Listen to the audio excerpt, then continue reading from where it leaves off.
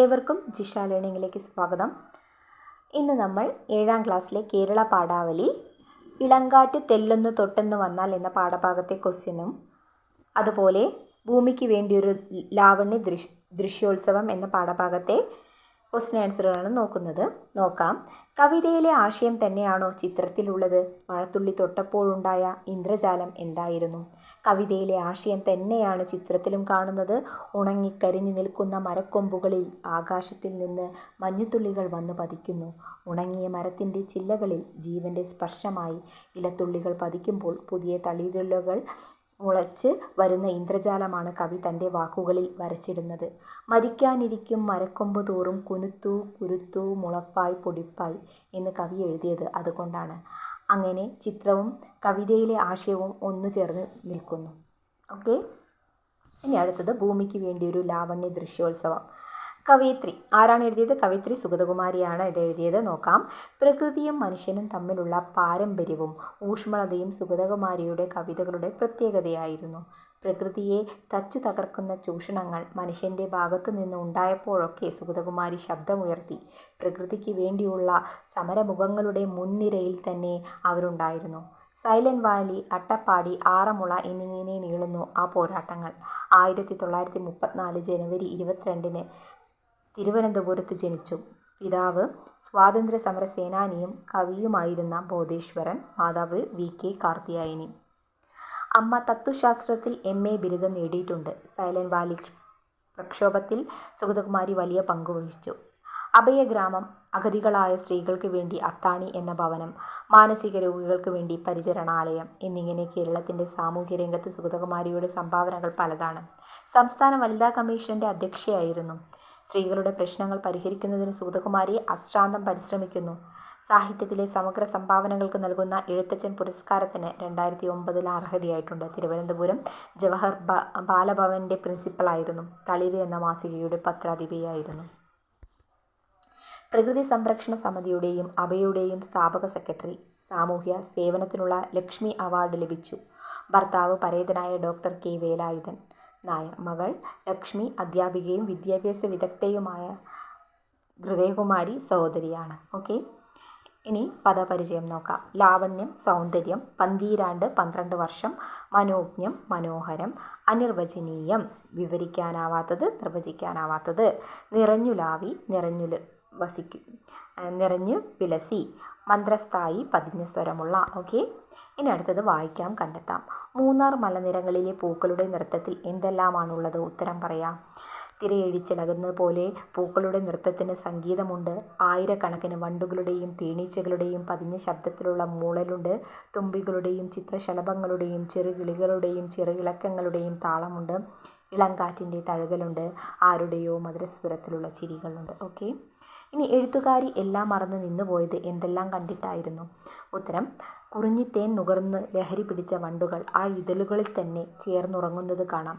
അവയുടെ നീലക്കറുപ്പ് മെയ്യാകെ മഞ്ഞപ്പൂമ്പൊടി പൂശിയിരിക്കുന്നു. വായുവിൽ അനിർവചനീയമായൊരു സുഗന്ധം നിറഞ്ഞു വിലസുന്നു. ആ വലിയ മലഞ്ചെരുവുകൾ മുഴുവൻ വസന്തം വന്നു നിന്ന് ആഹ്ലാദ നൃത്തം ചവിട്ടുന്നത് പോലെ എഴുത്തുകാരിക്ക് അനുഭവപ്പെടുന്നു. എഴുത്തുകാരി കണ്ണുകൾ കൂമ്പി ആ സൗന്ദര്യ ലോകത്തിൽ എല്ലാം മറന്നു ഏറെ നേരം നിന്നുപോയി. ഓക്കെ, കുറിഞ്ഞിച്ചെടികൾ നീണ്ട തപസ്സിലാണ് എന്ന് പറയാൻ കാരണമെന്ത്? പുഷ്പോത്സവം കഴിഞ്ഞാൽ കുറിഞ്ഞിപ്പൂക്കളെല്ലാം മറിഞ്ഞു പോകും. ചെടികളെല്ലാം അലങ്കാരങ്ങൾ ഊരിവെച്ച് ഉണങ്ങി നിൽക്കും. മലഞ്ചെരുവുകൾ ശൂന്യമായി തീരുന്നു. എല്ലാം നിശ്ചലം, നിശബ്ദവുമാകുന്നു. എന്നാൽ നാം അറിയാതെ ആ പൂക്കളെല്ലാം മണ്ണിൽ വിത്തെറിഞ്ഞിട്ടുണ്ട്. ആ മണ്ണിൻ്റെ ഇടയിൽ അവയെല്ലാം കാത്തുകിടക്കുന്നു. ഇനിയൊരു 12 കാലം കഴിയണം പൂക്കൾ വിരിയാൻ. അതുവരെ നീണ്ട തപസ്സിലാണ് കുറിഞ്ഞിച്ചെടികൾ. ഓക്കെ, ഈ മനോഹാരിത നമുക്ക് വേണ്ടിയല്ല, പിന്നെ ആർക്കൊക്കെ വേണ്ടിയാണ്? എല്ലാം നശിപ്പിക്കുന്നവർക്ക് വേണ്ടിയല്ല, പ്രകൃതിയെ പൂജിക്കുന്നവർക്ക് വേണ്ടിയാണ് ഈ മനോഹാരിത എന്നാണ് സുഗതകുമാരി കുറിക്കുന്നത്. തേനീച്ചകൾക്ക് വേണ്ടി, ചിത്രശലഭങ്ങൾക്കും വണ്ടുകൾക്കും തുമ്പികൾക്കും കണ്ണുകൾ കണ്ട് കാണാനാവാത്ത കോടിക്കണക്കിന് പ്രാണികൾക്കും വേണ്ടി, ഭൂമി എന്ന അമ്മയ്ക്ക് വേണ്ടിയും ഒക്കെയാണ് ഈ ലാവണ്യ ദൃശ്യോത്സവം എന്നാണ് എഴുത്തുകാരി പറയുന്നത്. ചർച്ച ചെയ്യാം, എഴുതാം. ആ മനോഹര ദൃശ്യം കാണാൻ നിങ്ങൾ ഒരിക്കൽ പോകണം. എന്തെല്ലാം കാഴ്ചകളാണ് നിങ്ങൾ അവിടെ കാണാൻ ആഗ്രഹിക്കുന്നത്? മൂന്നാറിലെ മഞ്ഞു മൂടിയ മലഞ്ചെരിവുകൾ കാണാനും ആ തണുപ്പ് അനുഭവിക്കാനും ഒരിക്കലെങ്കിലും പോകണമെന്ന് എഴുത്തുകാരി പറയുന്നത്. കുറിഞ്ഞിപ്പൂക്കൾ നീലക്കടൽ പോലെ വിരിഞ്ഞു നിൽക്കുന്നതും കാറ്റ് വീശുമ്പോൾ നീലക്കുറിഞ്ഞിപ്പൂക്കൾ തിരയടിച്ചിളകുന്നതും പോലെ ഒന്നിച്ചു നൃത്തം വയ്ക്കുന്നതും എനിക്ക് കാണാം. സുന്ദരമായ പ്രകൃതിയിൽ നിന്നുള്ള മൂന്നാറിൻ്റെ പ്രകൃതി ഭംഗി. സമാനതകളില്ലാതെയാണ് വരയാടുകളും തേയിലത്തോട്ടങ്ങളാൽ പരവതാനി വിരിച്ച കുന്നുകൾ മുതൽ വെള്ളച്ചാട്ടങ്ങളും മൂടൽമഞ്ഞുള്ള താഴ്വരകളും വരെ മൂന്നാറിലുണ്ട്. അവയൊക്കെ കാണുന്നത് എത്ര അവിസ്മരണീയമായിരിക്കും. പുഷ്പോത്സവം കഴിഞ്ഞാൽ പൂക്കളെല്ലാം മറഞ്ഞു പോകും. പിന്നീട് എന്തൊക്കെയാണ് സംഭവിക്കുന്നത്? പുഷ്പോത്സവം കഴിഞ്ഞാൽ പൂക്കളെല്ലാം മറഞ്ഞു പോകുമെന്നാണ് സുഗതകുമാരി പറയുന്നത്. തുമ്പികളും ശലഭങ്ങളും വണ്ടുകളും എല്ലാം പറന്നകലുന്നു. ചെടികളെല്ലാം അലങ്കാരങ്ങൾ ഊരിവെച്ച് ഉണങ്ങി നിൽക്കുന്നു. മലഞ്ചെരിവുകൾ ശൂന്യമായിത്തീരുന്നു. എല്ലാം നിശബ്ദവുമാകുന്നു. പക്ഷേ ഒന്നും അവസാനിച്ചിട്ടില്ല. ആ പൂക്കളെല്ലാം മണ്ണിനടിയിൽ വിത്തെറിഞ്ഞു കഴിഞ്ഞു. മണ്ണിനടിയിൽ ഇനിയൊരു പുഷ്പോത്സവത്തിനായി അവർ കാത്തു കിടക്കുന്നു. പ്രകൃതി ഒരുക്കുന്ന ഈ മനോഹാരിത ആസ്വദിക്കാൻ നാം എന്തെല്ലാമാണ് ചെയ്യേണ്ടത്? പ്രകൃതിയുടെ മനോഹാരിതകൾ ആസ്വദിക്കണമെങ്കിൽ നാം പ്രകൃതിയെ സംരക്ഷിക്കണം. നീലക്കുറിഞ്ഞിയെയും അതിൻ്റെ ആവാസ വ്യവസ്ഥയെയും സമ്പൂർണ്ണ വംശനാശത്തിൽ നിന്ന് സംരക്ഷിക്കുവാനുള്ള നടപടികൾ കൈക്കൊള്ളുകയും ബോധവൽക്കരണം നടത്തുകയും വേണം. ജീവൻ്റെ നിലനിൽപ്പിന് സസ്യജന്തുജാലങ്ങളും കാടുകളും മേടുകളും പുഴുക്കളും അനിവാര്യമാണ്. മനുഷ്യൻ പ്രകൃതിയുടെ ഭാഗമാണെന്നുള്ള തിരിച്ചറിവുണ്ടാകണം. എങ്കിൽ മാത്രമേ പ്രകൃതി ഒരുക്കുന്ന ഈ മനോഹാരിത നമുക്കും ഇനി വരുന്ന തലമുറകൾക്കും ആസ്വദിക്കാൻ കഴിയൂ. ഇനി ചേർത്ത് വായിക്കുമ്പോൾ നോക്കാം. അവയുടെ നീലക്കറുപ്പ് മെയ്യാകെ മഞ്ഞപ്പൂമ്പൊടി പൂശിയിരിക്കുന്നു. മെയ്യാകെ കറുപ്പ് മെയ്യാകെ നീലക്കറുപ്പ് മെയ്യാകെ. വണ്ടിൻ്റെ ശരീരത്തെ വിശേഷിപ്പിക്കുന്ന പദങ്ങളാണല്ലോ കറുപ്പും നീലക്കറുപ്പും.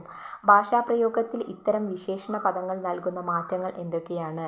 വണ്ടുകൾ പല നിറത്തിലുണ്ട്. കറുപ്പ് വണ്ടിൻ്റെ ഒരു നിറമാണ് കറുത്ത മെയ്യ്. ശരീരമാണ് വണ്ടിൻ്റേത്. നീലക്കറുപ്പ് മെയ്യ് എന്ന് പ്രയോഗിക്കുമ്പോൾ വണ്ടിൻ്റെ കറുപ്പിൽ നീല കലർന്നിരിക്കുന്നു എന്ന് മനസ്സിലാകുന്നു.